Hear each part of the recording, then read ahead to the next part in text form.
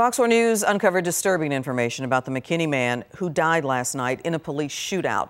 Police are not talking about the investigation, but we discovered the man they killed was on a downward spiral after his divorce. James Rose live at the McKinney Police Department. James.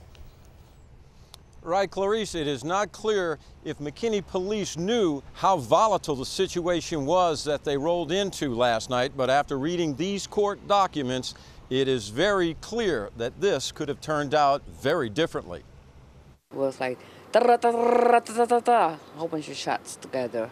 As those gunshots shattered the silence of a quiet McKinney apartment complex, court records show it also brought an end to a long pattern of terrorizing domestic violence. I just heard a little girl and she started screaming bloody murder, and then I heard the shots go off and everything got quiet. McKinney police say they responded to a call outside of 35-year-old Joseph Kamesh's apartment about a woman and a child being held against their will in a white van. Police say when they tried to arrest the man, he struggled, pulled a gun, and shot at police officers. They returned fire, killing him.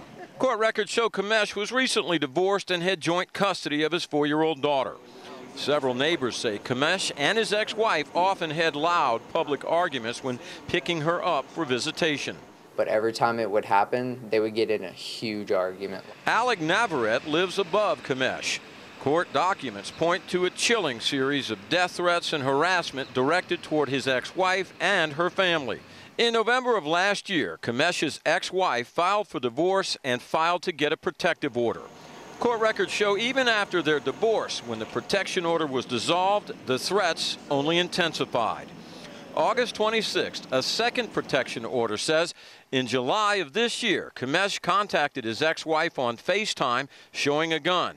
The affidavit says on several occasions, Kamesh made comments threatening to kill himself and go down with a bang before going to jail.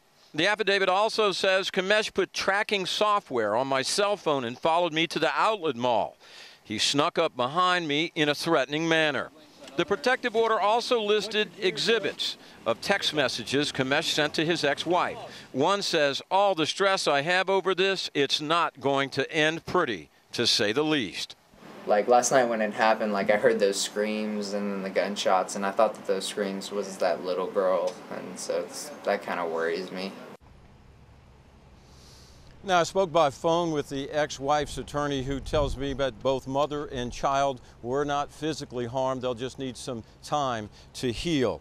Now, as far as the police investigation, McKinney police have not said how many officers were involved or if any of the officers have been placed on routine administrative leave, which is protocol in a case like this. They tell me the case has been turned over to the Texas Rangers to do the investigation. I called them. They said they're not making any comments about this case until they've got it all wrapped up, and there's no clear indication of how long that'll take. Clarice? All right, James, thank you.